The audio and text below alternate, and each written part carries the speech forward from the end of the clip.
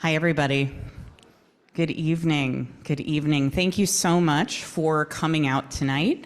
My name is Allison Sansoni. I'm the program director here at the American Writers Museum. Thank you all for being here and for valuing the past, present, and future of American writing. From Stephen King to Shirley Jackson to John Carpenter, America's horror writers have pulled back the curtain on our darkest imaginings and made us face our worst fears. In Paul Tremblay's new novel, Horror Movie, he tells the tale of a cult film's consequences and explores how art imitates life and vice versa. Paul Tremblay has won the Bram Stoker British Fantasy and Massachusetts Book Awards and is the national best-selling author of The Beast You Are, the Pallbearers Club, Survivor Song, Growing Things and Other Stories, Disappearance at Devil's Rock, A Head Full of Ghosts, and the crime novels The Little Sleep and No Sleep Till Wonderland. His novel, The Cabin at the End of the World, was adapted into the Universal Pictures film Knock at the Cabin. He's joined in conversation tonight by Gus Moreno, author of This Thing Between Us, a Best Book of 2021 pick by NPR and the New York Public Library. Please join me in welcoming them both.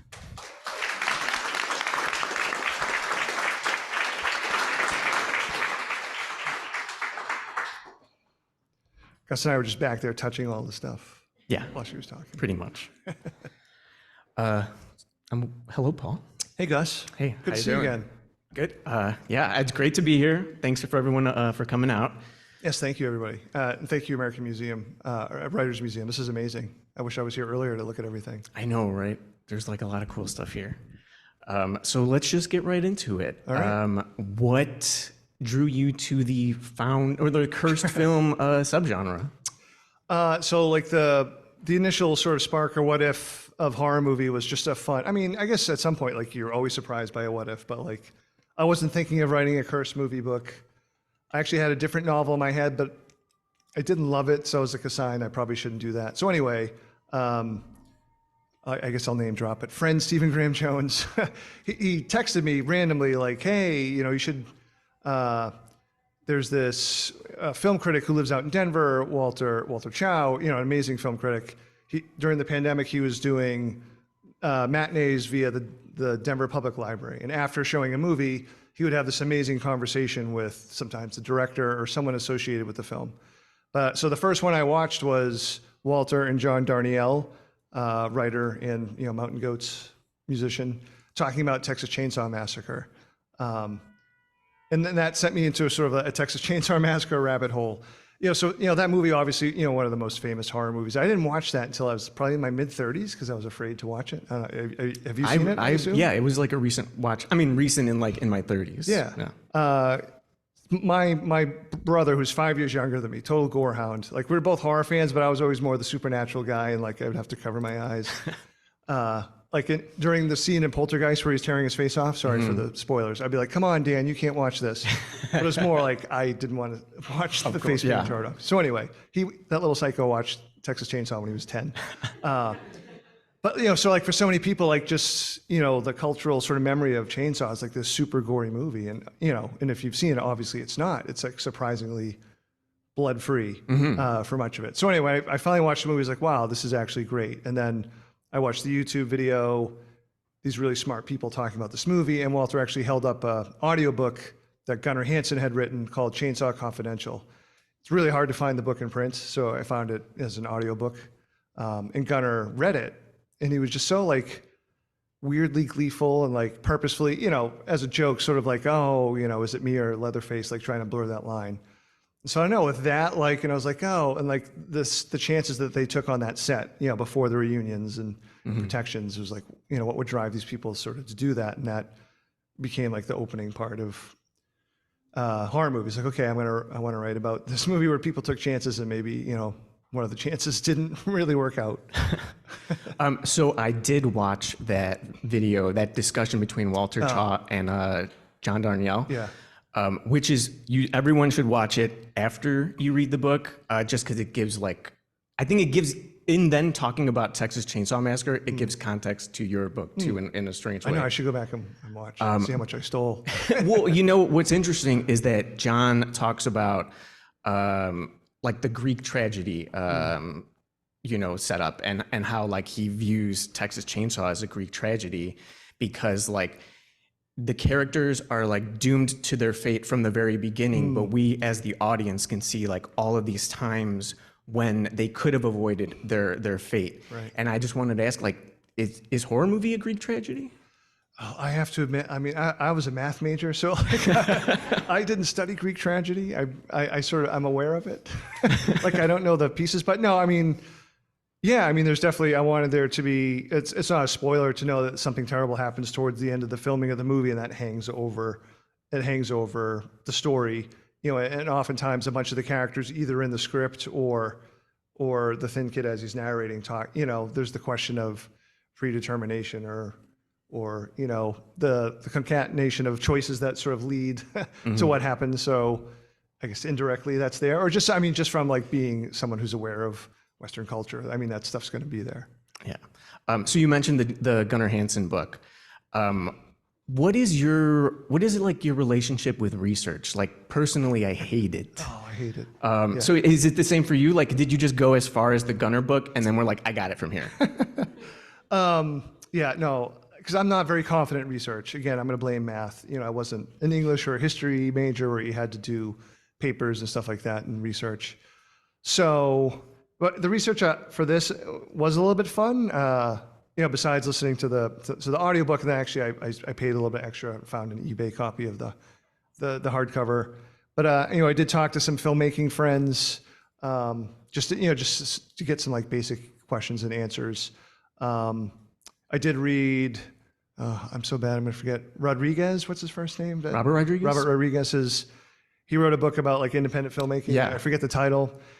I was kind of hoping it would be more like how to do it, but which was fine. It wasn't that. It was just more like sort of the spirit, like all the like, stuff that he did. Like Down and Dirty, something like that, right? Something like that, yeah. So otherwise, I just sort of like went for it. And then, I was just very lucky that like, about like 3 months into the writing of the book, I got to go to the set of Knock at the Cabin. And to me, that was like a real eye-opener.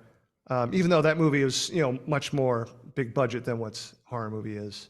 It was just really interesting. 'Cause, I'm a novelist. Like, I've never really watched a movie on set before, just to see the collaborative thing in person. And, just little things like the script supervisor. He was really the thing that holds everything together. Like, everyone came to the script supervisor.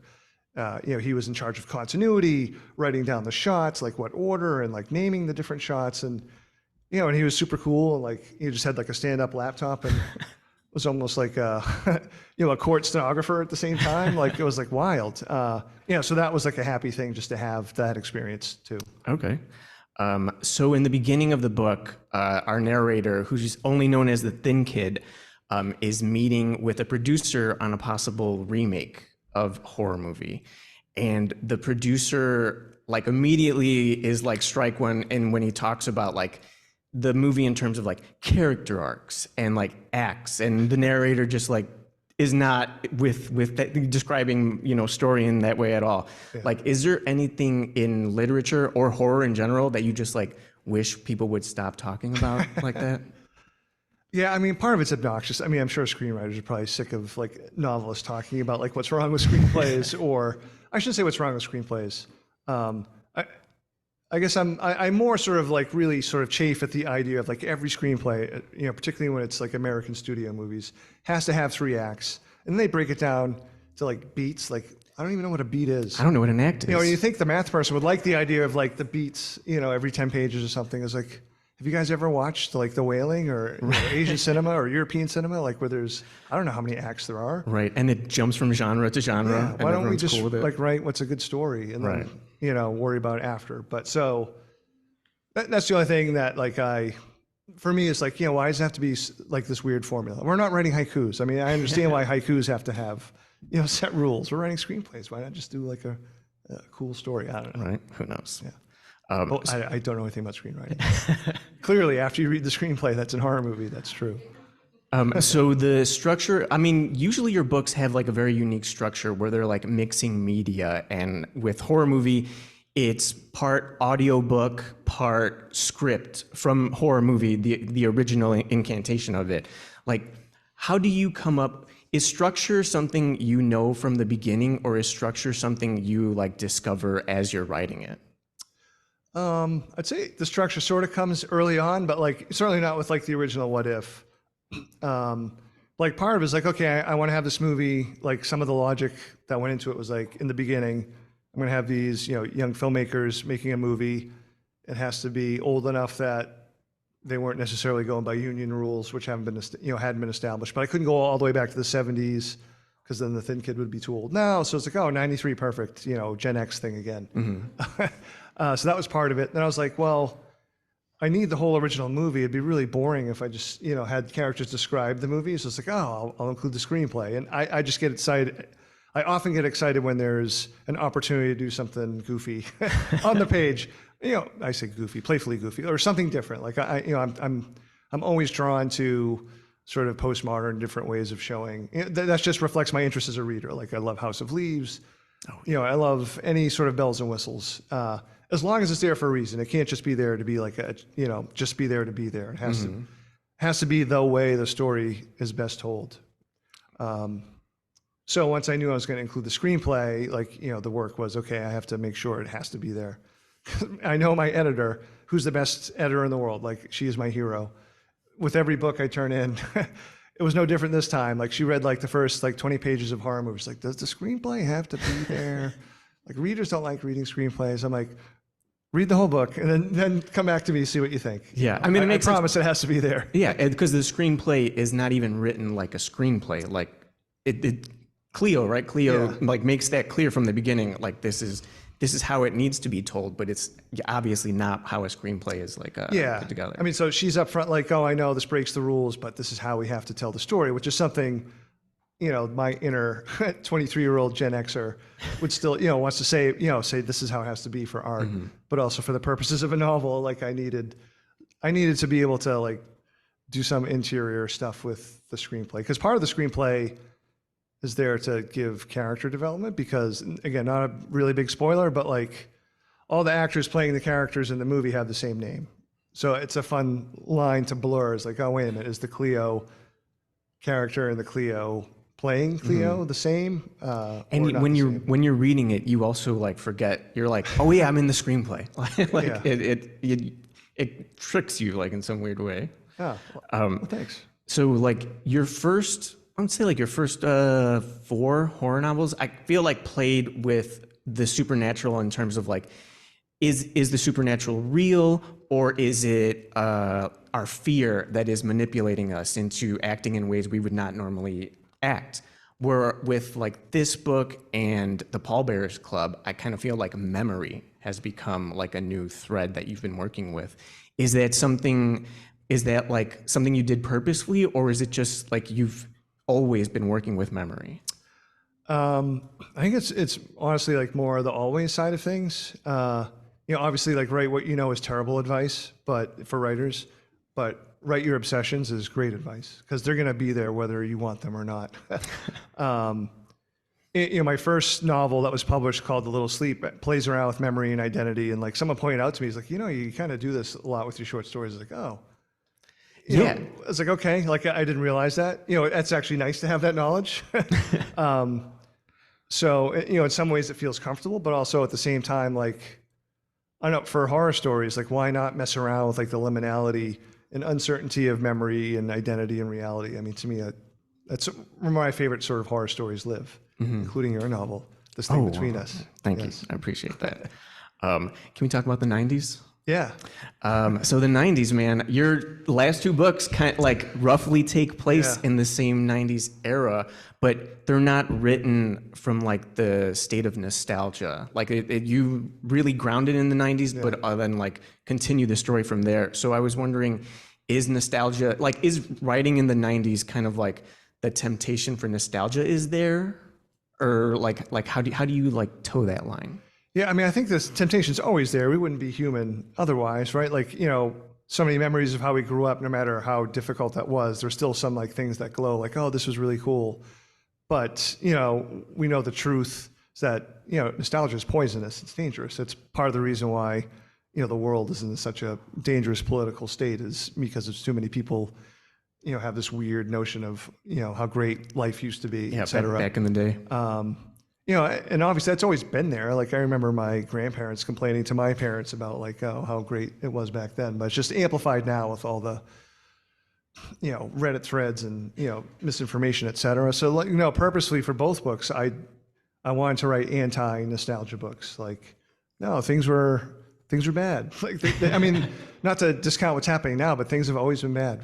Certainly for, subsets of, certainly for marginalized communities, it was worse, or equally bad. I don't know how to quantify that, but yeah, I wanted to make sure it wasn't like, oh, this is a stranger's thing, or a stranger's thing where like, everyone's having fun at school. It's like, And we're all in like neon clothes and stuff. Yeah. So horror movie also just like deconstructs the auteur theory, where like the director is this like driving force behind a film. Like Cleo, Valentina, even Carson, I would say The Thin Kid too, they all come together to like make this singular thing. Do you think the same thing happens in literature? That's a great question. I mean, my instinct would be to say no, but because part of what I was really interested in was, being writers, like, obviously editors come into play if we have first readers, but, the bulk of the time is just us being like lonely weirdos typing on the computer, right? Or writing out longhand if you're a real weirdo, like my friend John Langan. So I was fascinated by the idea of collaboration, because I've never really, done that. Certainly not on the level of a film. And particularly interested in, okay, here's this like independent, low budget, they're not going to be rich. Like that's not the motivating factor. What's the motivation? Like what's driving this, small group of people to come together and make this thing that, is ultimately, very risky. Like they're taking financial risks, right? I mean, the Thin Kid quits his job. That's not a huge spoiler again, but, low money, taking mental health risks, financial risks, and, ultimately physical risks, and again, thinking back to a movie like Texas Chainsaw, where they were using a live chainsaw in a lot of instances when they shouldn't have been. So I was just like, man, where's that line? Where's the line? So this is writ small. Where's the line where this small group of people start making decisions that are for the benefit of the movie over the individuals? Because we can really extrapolate that to states, corporations, the line where like corporations are people too. Like when these things, like when people start making these weird decisions for the benefit of this thing that they're making. So I don't think that really happens in writing. In writing, it's a much more auteur thing, I think, like where you're in charge of everything. An editor will come tell you what they think doesn't work, and then I get upset. I think that, but so I guess that's what I'm like, well, yeah, you do have like your editor. Do you have beta readers? It depends. Like for this one, I had like 4 actors, filmmakers, screenwriters read it, just see how they felt like the movie stuff was. So they were great, very helpful. Pallbearers Club, I didn't give it to very, very many beta readers. Maybe I should have. I don't know. I try to curate it to the book, honestly. Like, just even to fool myself, like, hey, everything you're doing has to serve this thing, and this thing's different than the thing before. Gotcha. I have a blurb that I want to read. Okay. And hopefully you can identify who this is. Whoever thought that my little boy, who was afraid of the dark, would write this disturbing book? That was Ma. Yeah. So this was in a blog post for Barnes & Noble about being like a scaredy cat. I am also a fellow scaredy cat. I would make my little brother, like, if we were in the living room and like a trailer for the new Leprechaun movie came on, I would run out of the room and then make him tell me when it like stopped. And then all the times he'd be like, yeah, it's done. And then I'd come in, I'd be like, no, it's not done. Like, so fellow scaredy cat. Yeah. Sure. Is there an advantage to being a scaredy cat horror author? I think so. I mean, I think it keeps me from being maybe too cynical. Like I'm never scared by what I'm writing though. Like I'm too close to the gears, but like I feel like I can intellectualize, oh yeah, this would freak me out, or this would be scary. In so many of my stories, this might sound dumb, but like I came to the realization, like, man, just about every novel, and most of my stories always have a moment where someone's like alone in a room in the dark. Just sort of the fundamental kid fear that I still have, because I still go up the basement stairs quick if I have to go in the basement, or if I'm the only one home, lights are on. Like I've definitely slept with the desk or my wife's desk lamp, which is over there. So it's not as pathetic as the desk lamp that's next to my head. Yeah, in a weird way, that's almost like, not in the moment it's fun, but that's almost like the fun fear. Like it's just this connection to the childhood, before like the adult fear sort of took over. Right, the real fears. Yeah. I can't watch horror movies if my wife is like out of town. I just can't. So wise. in each of your books, like I would say the scariest book of yours that I've read is Survivor Song. I don't know, maybe it's the time that I was reading it that was like freaking me out. But then you follow it with the Pallbearers Club, which is horror, but it was like your mongrels in a sense that it's more like a character study. Yeah. And then you like ramp it back up again with horror movie. Are you setting out to write like the scariest thing you can with each book, or is like a really scary book something you have to like ramp up to? That's a great question. It's sort of like it's dependent sometimes.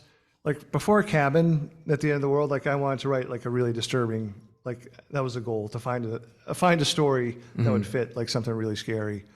In Survivor Song, I had a year left to write a book and I hadn't had anything yet and I was freaking out. I had a different book idea and then Survivor Song sort of landed in my lap a little bit. I was like, oh, this will be short. Because the other thing I wanted to write was going to take more than a year, which I'm not writing anyway. So after Survivor Song, though, because Survivor Song and Cabin were written sort of back to back, and they're both have some thriller components to them in a very short time frame. And all I knew was like, that was kind of exhausting. I want to write something that takes a breath and is a little bit more expansive, at least if nothing else in the timeline. And then sort of Pallbearers came up. I don't know, like I'm a terrible judge of what's scary. Like I know it's like disturbing and like hopefully emotionally moves the reader. So I figured horror movie was definitely disturbing. Oh, it's definitely disturbing. To the point where like when I turned it in and like my publisher was like super excited and the sales team was excited. I'm like, really? This one? The sales team's excited about this you one? Sickos. Like, all right. So you mentioned math earlier. When are we getting to like a math horror novel? I don't know. I know it's terrible. Like I don't have one. There's Josh Malmer wrote like a really fun math short story for Shirley Jackson anthology. When things get dark. It's like math is illegal. You can't mention it. Ooh. Yeah, it's really weird. It's fun. Elizabeth Zemeska. I think I'm not saying her name right. I'm not going to remember the title of the book, but it's a fun little weird math novella too. The Mandelbrot event, but it's not the Mandelbrot event. It's something. Okay. Sorry. I'm on East Coast time and I'm really hungry too. So, you're a writer, you're a teacher, you're a parent. Like, do you have any advice for like aspiring writers who are also juggling those same responsibilities? Yeah. I mean, for me, it's funny. I didn't start writing until I started teaching. Like it was literally like the first September I went to teach, I just started like a weird idea to try writing a short story. It's almost inexplicable. So they've been tied together forever. Like, so when I took a year off recently, I was a little nervous. Like, oh, how is that going to go? But yeah, I mean, my advice was, I really try to not, first and foremost, take away from the kids, especially when they're young. So I would write either early in the morning or when they were napping or at night. I'm not as good at this anymore, but I used to, when I was first writing, I wrote a ton at school. If I had a free period or if the kids were taking a quiz, they could have been cheating their asses off. I had no idea. They were small classes.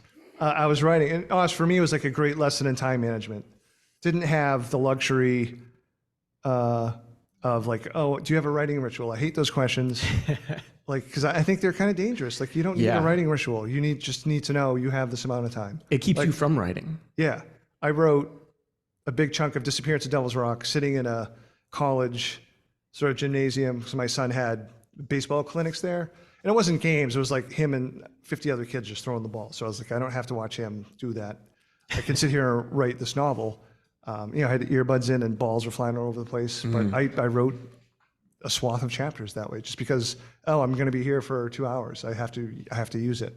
Part of it, I had my mentor and friend Stuart Onan used to talk about how he would literally tie a belt around his waist at the chair and wouldn't like untie it until after 2 hours went by. Wow. Yeah. So, so I sort of just admired that idea. It's like, sometimes you can't afford to wait around for inspiration to show up, if you're going to want to try to do this thing as a thing like every day. And I found that, I don't literally tie the belt, but I found if I force even when I don't feel like it, if I force myself, the first 5, sometimes 10 minutes really suck. Mm-hmm. But eventually the subconscious is like, this is really boring. Fine, I'll send you something. I would just walk around with a chair stuck to me. Yeah.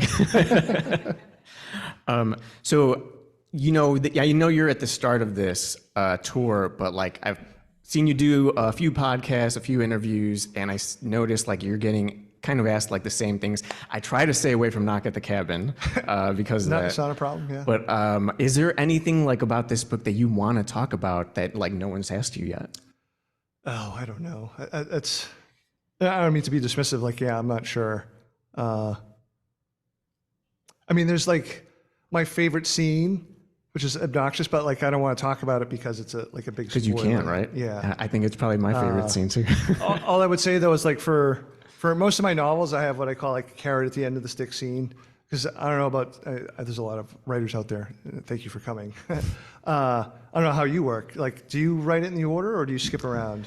I know what you're talking about in the sense that there were like things that I knew were going to like kind of like touchstones that I knew were going to happen that I really wanted to write to. Yeah. So then, like that kind of like pushes you forward in that sense. Yeah. Yeah, my carrot at the end of the stick scenes tend to be always like in the last third of the book. And if I just went and wrote those, I would never write all the hard stuff that came before it. So like getting through all the, the middle of the book, which is always the hardest toward that scene is, to me, that's sort of, not that I even knew exactly what was going to happen in the scene. I just knew I was going to do something weird with a shot in a hallway kind of thing. It's the best part. Oh, thank you. It is the best part. Oh, I was telling you before, like when I got into that scene, I was like, I hate Paul. And then like it kept going and I was like, I love this. So like you've written a book where it's like whether you think it's good or bad is like the least interesting thing to like discuss about it. Like it's very challenging in that sense, which like makes it I think my like favorite book of yours. Thank you. I'm honored. So part of it, like, with horror, so comparing movies to reading, like I'm sure like most smart writers that are in the room, you probably started reading. Don't point at me. You probably started reading for pleasure at a very young age. No, I didn't become like a reader for pleasure until I graduated college, like that summer after graduation. I was, again, the math major, et cetera. Yeah. And for me, my understanding of story from ages 5 to 20 was TV and film.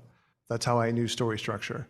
But then I sort of had to rewire myself once I fell in love with reading. I felt myself being rewired and being really interested, in the 30 years since I've read. I read on average like between 60 and 80, sometimes more novels a year. So I've definitely played catch up. But that lack of that little like self-esteem issue was like, I didn't learn how to write, in college, or that like is always there, which for me is healthy. Like, it makes me want to read more and, and work harder. But anyway, so this book was like, part of what excited me was like, I'm going to try to like, make parts of this feel like a movie, but then do like a weird book thing with it at the same time and see like how they, maybe how they mesh and maybe how they sort of like, butt heads. Mm-hmm. I had something similar where I wanted to be a film director for so long. It wasn't until high school I read Siddhartha by Herman Hesse. I don't know if anyone's read that. And it like blew my mind. And I was like, okay, I want to be a writer. But then I only read Herman Hesse. So like when I got into college, I wrote like an early 20th century German author. And it wasn't until like I was watching Fight Club in my dorm room and someone passed by and they were like, oh, the book's really good. And I was like, there's a book? And that kind of like just changed everything for me. So I have a lightning round of questions. That's amazing. I don't know if I knew the Herman Hesse origin story. Yeah, I keep it close to the vest. So first question, lobster roll or clam chowder? Oh, definitely clam chowder. I don't like I don't love lobster. No? Well, part of the problem also is lobster rolls have mayonnaise in them, and I hate mayonnaise. Oh, yeah. I've had multiple lobster rolls. I don't think I realized mayonnaise was in. I hate mayonnaise too. Oh. Oh, Oh, no. No, you're not going to be able to have I'm it. never eating them again. Jason Tatum or Paul Pierce? Oh, that's a... Well, I mean, Tatum's definitely a better player. I think I'm going to still go with Tatum. Yeah? Like, partly because he's just been getting so much flack and grief, both like national press and one of my vices is I listen to a lot of sports radio at home. Sorry. That's how I turn off my brain. Like for me, like watching movies and reading, I do to be me, but that's still like, there's a part of my brain that's still working, the writer is still working. So I get to watch and sports and listen to it. That's when I get to relax and just, shut down for a little bit. So that's my excuse for listening to sports radio. Yeah. Jason Tatum. It's Tetris for me. That's what shuts my brain off, is playing Tetris. Nice. The Town or The Departed? I have seen neither. Oh, I know. and you're from New England? I know. Wow. Leather jacket or army jacket? I'm gonna say leather now because Okay. I have one. It's way more expensive, so I have to wear it whenever the weather warrants it. Yeah. All right, so I just recently read the Pallbearers Club. Yeah. And when there's like a description of Art Barbara in it that like pulled me back to the first time I met you, which was at Lit Fest in Connecticut. And like there's a Q&A going on stage, and like across the room I can see John Langan, and I was like, is that John Langan? Like, so when the event ends, I go up to him and I'm like, John, I'm a huge, like I just nerd out. I'm like, I love your work. So he's just like being polite and nodding, being like, oh yeah.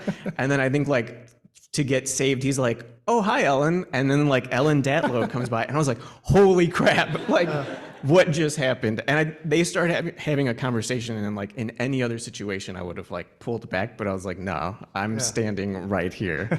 So as they're talking, like I see John's eyes kind of like go above me, and he's like, hey, Paul. And I turned, and the light was behind you, and you were wearing a leather jacket. So like all I saw was this like dark silhouette gleaming from the sides. And then reading Pallbearers Club, I was like, oh, he's Art Barbara. Oh, that's so embarrassing. But yeah. That was fun. The four of us ended up having a nice brunch at the end of the weekend. Yeah, it was a great weekend. Ellen's a hoot if you ever get a chance to have brunch with her. All right. I don't know if the author photo, though, for Pallbearers Club, if you get the hardback, I'm wearing Mercy's jacket in the author photo. Are you? Yeah. Oh, I'm going to have to look back Just at that now. to entertain myself. That's the only reason why I did it. Yeah. Lake Mungo or The Thing? Oh, you're making me choose between two children. Yeah. Oh, man. I don't know. I refuse this choice. I guess I have to go with The Thing. Yes. I have to. I think it's my favorite horror movie, is The Thing. It is. Yeah. I mean, also at the age when I saw it, like, and I've seen it so many times since, like, I feel like, it was such a formative thing. Like adult Paul, whatever weird person he's become, was certainly changed by Lake Mungo. I'm talking about myself in the third person. Stop. Stop this recording. You suggested Lake Mungo to me, and then I watched it, and I was terrified by it. It was so. I mean, it's not like a jump scary movie. It's just like a very like grief-ridden film. Yeah. But like, I guess like the horror just comes out of the grief. It expresses itself in these strange ways that it was haunting. Absolutely haunting. Yeah. Like you said you wouldn't watch a movie will you watch a movie when your wife is asleep? Yeah, because she's in the house. I could wake her up. up. Well, so I watched Lake Mungo when everyone was asleep and it was dark. Oh, and I was, no.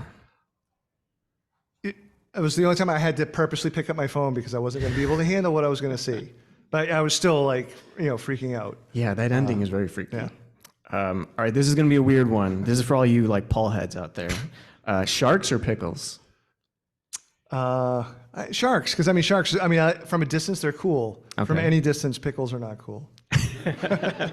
Agreed. Yeah. Okay, so this is my last one. I don't know are you familiar with the man-bear debate happening on social media? Yes. Okay, so this one is tailored specifically for you.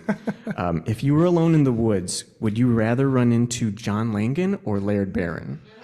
John Langan. John Definitely. Langan? Yeah. Yeah. So I feel like if nothing else, one, I feel like I could, although my knees are kind of bulky now, I could outrun them.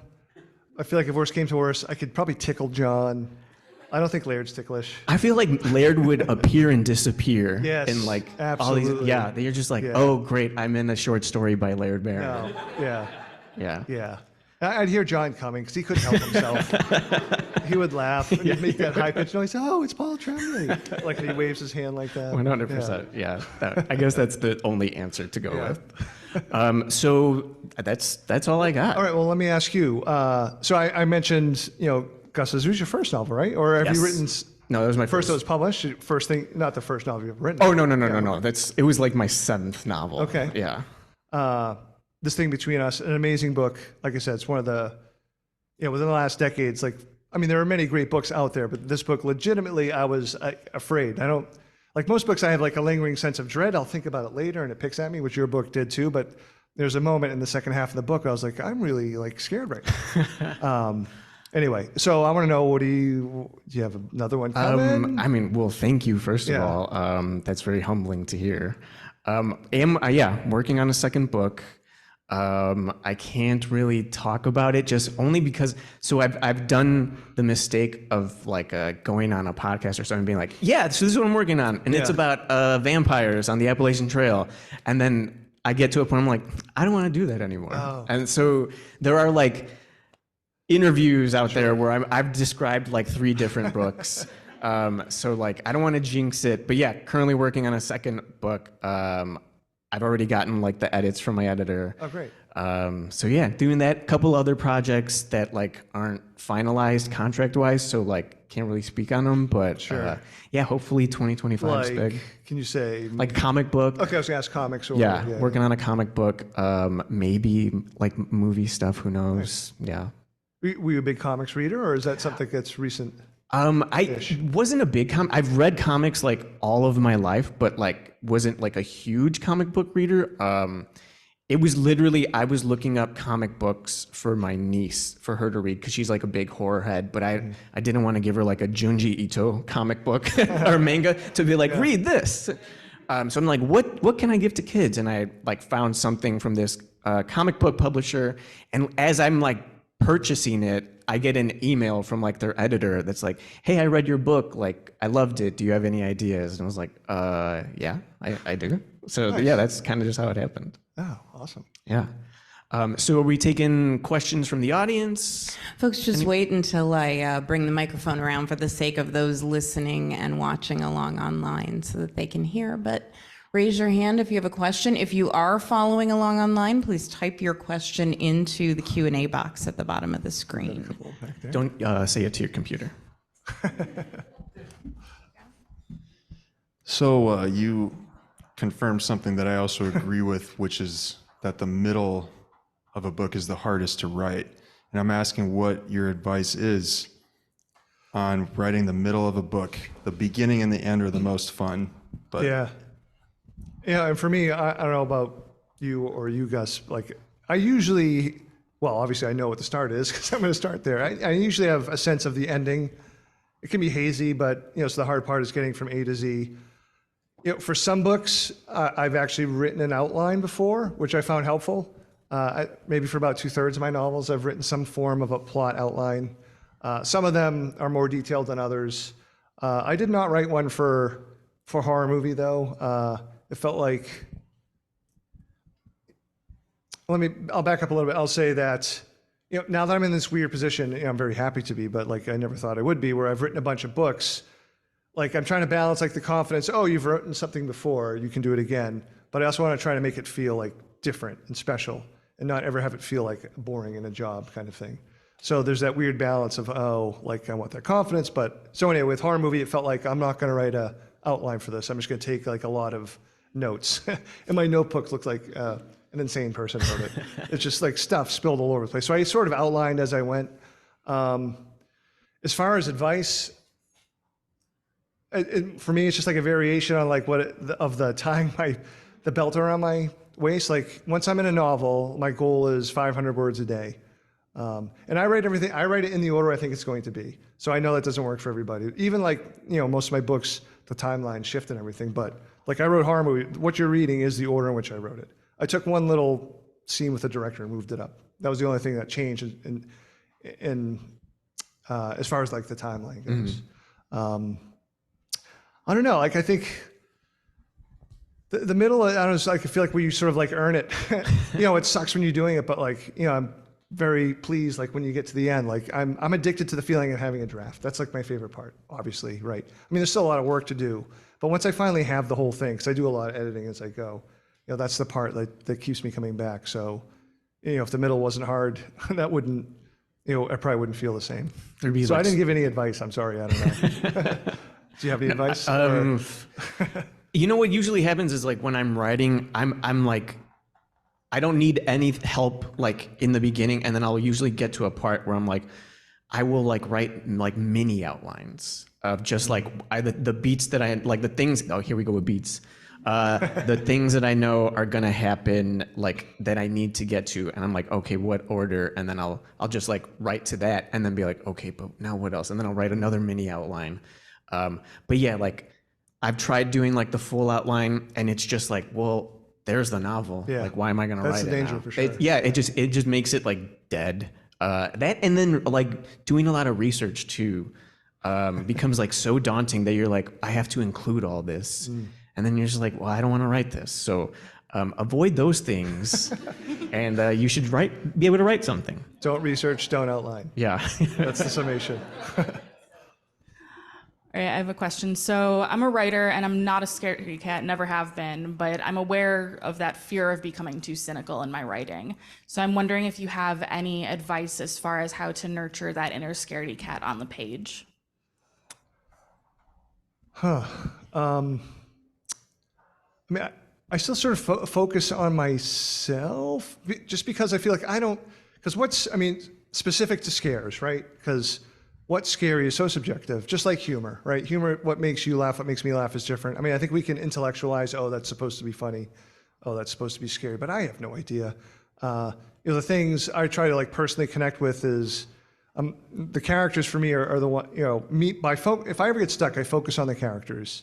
I think I like to think I'm focusing on them anyway, but if I can make people want to feel what the characters are feeling, or empathize with them, I feel like I'm in more control of moving the reader sort of emotionally, and I do know it's disturbing. At least I think I know it's disturbing. And if anything's scary, great, but I don't know. I mean, there are a lot of people I know who aren't scaredy cats who write like really good horror.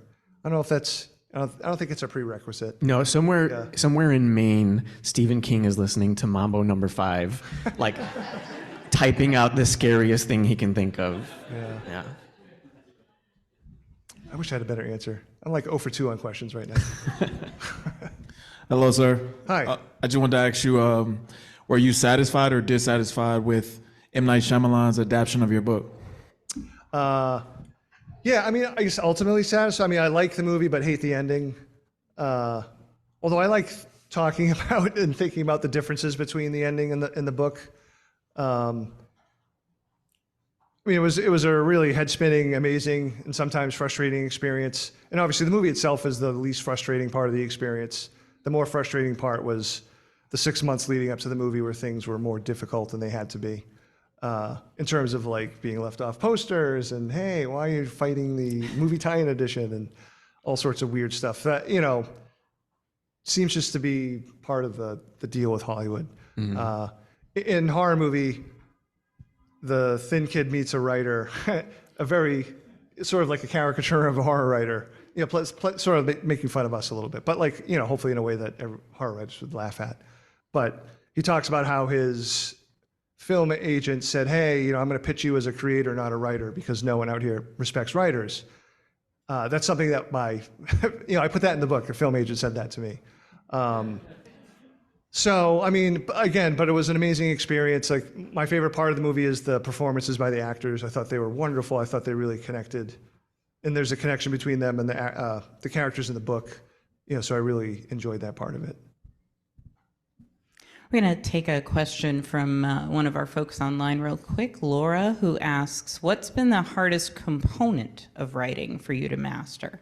Descriptive writing, dialogue, character, plot, and what advice would you give to others on how to develop it? Yeah. I mean, I don't think I've mastered any part of writing. I mean, that's the first thing, and that's okay. Like, hopefully all writers take comfort in that, that, you're not going to master anything. Every time it's new. I mean, that's frustrating, but it should be exciting. And, hopefully it feels that takes some of the pressure off of you. But for me, it's always been plot. Like, I feel the least comfortable with plot. And that's kind of why, especially for my earlier novels, I did a lot of outlines. My outlines, like for the first 2/3 of the book, and the last third was like, I'm not sure yet. And that was helpful, especially when I was writing things that had maybe a lot of plot going. I've always felt much more comfortable with voice and character. But again, that's not to say that those are easy too. You still have to work at those. As far as advice goes, like if plot is like your difficult thing, I would suggest trying to write like a rough outline and give yourself permission to deviate from it whenever you can. I know as far as like characters go,